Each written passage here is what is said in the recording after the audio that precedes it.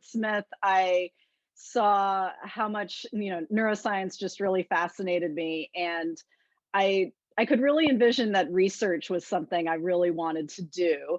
And it at least appeared to me at the time, and so far it has borne out that for me, the best way to do that was through an academic career. That for me to do the type of research I'm interested in, um, pursuing an academic track, was sort of the end goal. That's not to say that it should be everybody's goal, or that if it hadn't worked out, that wouldn't, that would have been a bad thing. But um, so, I mean, I suppose to some degree, I did sort of envision, from when I was at Smith, that I would one day become a professor, or at least that was, what I was aiming for.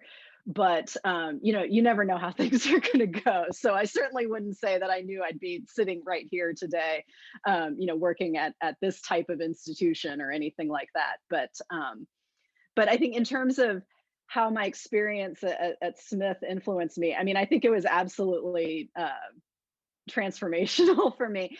I think one thing in terms of when I was at Smith, so I was actually part of the first class, or when I entered Smith, that was the first year that neuroscience was listed as a major in the catalog. So I felt a little bit like I was part of the guinea pig class. Like there were women who had majored in neuroscience in years ahead of that, but they had sort of self-designed majors. And I was part of the first class where, the faculty got together and said, okay, you need to do these courses and this progression to graduate with a degree in neuroscience. And I've just been really amazed to see how much it's grown in the time since. When I was there, it was essentially 50-50 biology and psychology with a little chemistry, sprinkled in. And I think that one of the main strengths that that I felt that I had from my training at Smith was in physiology. And I think that has really shaped the type of research I have felt comfortable with ever since. And now I would say I'm in a physiology department. I'm a neurophysiologist, and I think that certainly at the time that I was at Smith, cellular neurobiology and neurophysiology was such a strength. Also, as you may or may not know, I did my thesis research with Mary Harrington.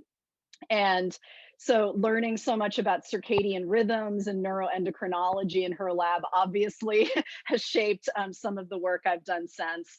And also just having her as a friend, 20 years later is just fantastic. So, I mean, I really can't envision where I'd be in neuroscience without Smith. Yeah.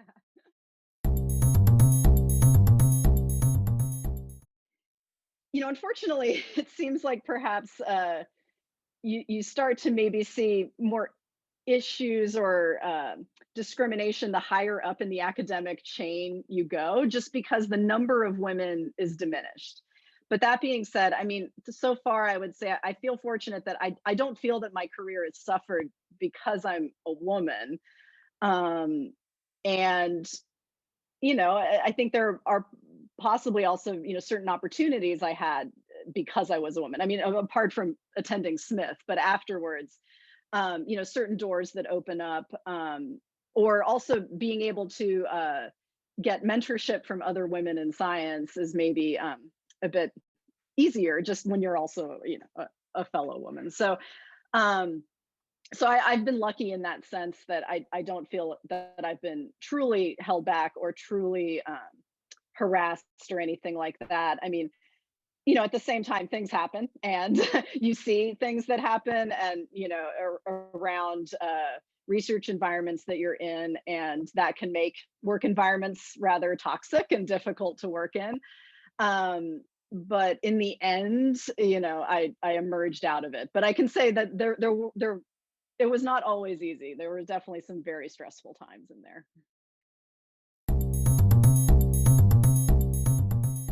Early on, still keep a very open mind about potential areas of research you may be interested in. I mean, as I said, when I went to my postdoc, I didn't think I was going to spend, the rest of my career studying epilepsy. But I got interested, right? And I think that when you're looking for graduate programs, for example, I wouldn't worry so much about what specific research topics are there.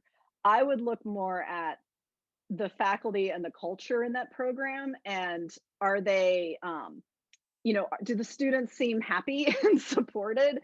And just thinking about, when you're a graduate student, and again, there's such a heterogeneity to this. I mean, some people really flourish being in these really large labs with 30 postdocs, and they're a grad student, and it's so exciting because the lab has more money than anybody, and they can do whatever they want.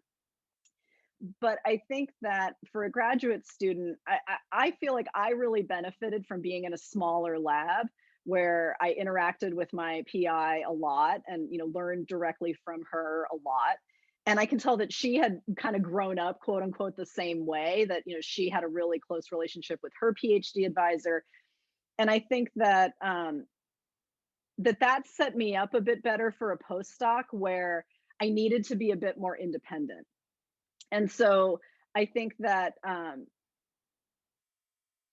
thinking, looking more in terms of the actual mentor and not as much about the research question. Now, that being said, if you go to graduate school and you spend 5 or 6 years on a research topic, you're going to get pretty good and pretty comfortable with that research topic, or certainly that would be the expectation, right? And so, and to a certain degree, then we all tend to feel more comfortable with the things that we are practiced in, right? So I do a lot of patch clamp electrophysiology in my lab now because that's what I learned as a grad student. And that's also what I did a lot as a postdoc. It's what I know very well. But I think that, keeping an open mind, especially for graduate school. So maybe you really do have this passion to study Alzheimer's disease, for example. But maybe in that particular program that you find yourself, the best mentor is going to be studying Parkinson's disease. So maybe it's better to go study Parkinson's for a while, and bring that to another question. So I think not worrying so much about the topic early on and thinking more about learning how to be a scientist. In choosing postdocs, again, unfortunately, there just are too many postdocs for the number of faculty positions that are available. And so if you really are dead set on this path, I think it's really important to look at the track record of a lab in placing people in those positions. And again, I mean, every lab has to start somewhere in terms of the first person that they place in a faculty position. But, that's also going to be more likely, if you're thinking to be someone's first postdoc to go on to a faculty position, are they at least at a university that tends to place people in those positions from that field? So I think just kind of doing your homework to say, if this is where I want to get, what's the likelihood that this path will get me there? And I mean, I can say I do think that doing my postdoc at Stanford opened up doors for me in terms of faculty interviews that I wouldn't have had coming from other places. Now, at the same time, I had to have publications, I had to have things to back that up. But I do think that, and also now being on the other side of it, I've, been involved in hiring new faculty here at Illinois. Again, the research is the most important thing, but it's also a little bit about the pedigree and where the people have trained and in which labs. And so, just thinking about, is this a realistic track? If I go here, is that going to get me where I want to go?